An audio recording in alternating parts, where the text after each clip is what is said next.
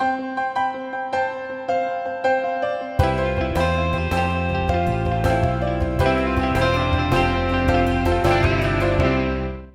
guys, Jessica here from the Human Resources Department.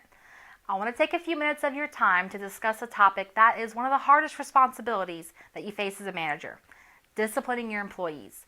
I'm hoping to encourage each and every one of you that documentation of discipline is just as important as the actual coaching, not only for the company, but for you and the employee as well. As I stated before, discipline is one of the hardest responsibilities you face as a manager, and with good reason. It's an intimidating process that can put anyone on edge. The stress and anxiety of not knowing what to say or how to say it, the fear of saying something against the law. Discipline isn't a favorite among managers. It involves conflict and disagreement with someone who usually thinks they've done nothing wrong. And if you're like most people, you do anything to avoid a conflict situation at work.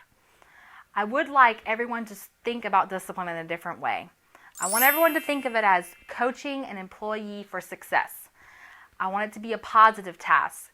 I'm not saying it's going to become your favorite thing to do, but I truly feel that if you treat it as bettering the employee, the process will come easier to you. I'm here today to encourage each and every one of you to document every time you coach an employee for success. I know there are many reasons why documenting when you coach an employee is something that you don't want to do. Let's discuss the word inarticulitis.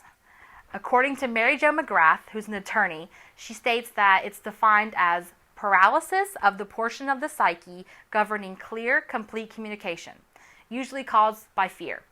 Basically, what this means is when we are put in a situation where we are uncomfortable, like when we have to coach one of our employees, we stumble over our words, are afraid we might say something wrong, and more importantly, we don't want to be the bad guy. This is particularly true when the communication is written.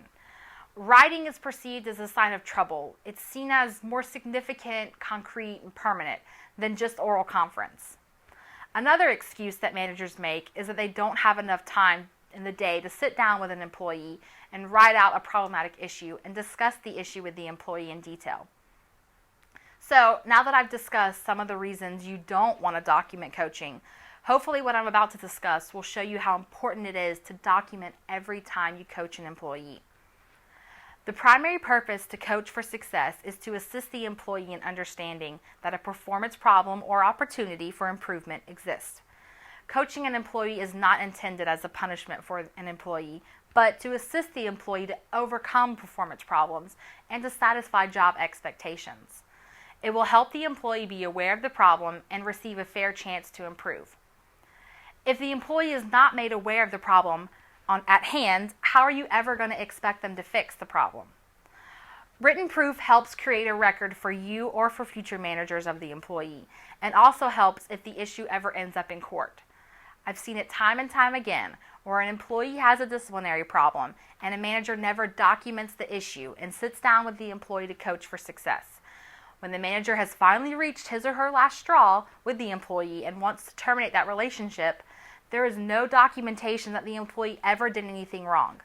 This basically guarantees that the employee receives unemployment, which will ultimately raise the company's unemployment insurance rate.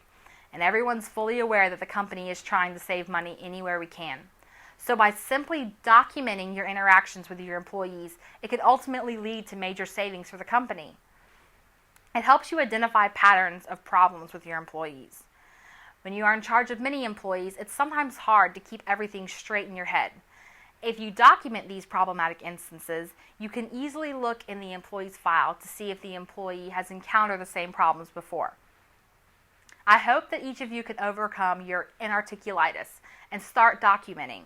Please take the extra 10 minutes to sit down with your employee and document all coaching that you have with them. Let's improve communication between you and your employees and hopefully save some money with our unemployment insurance rate.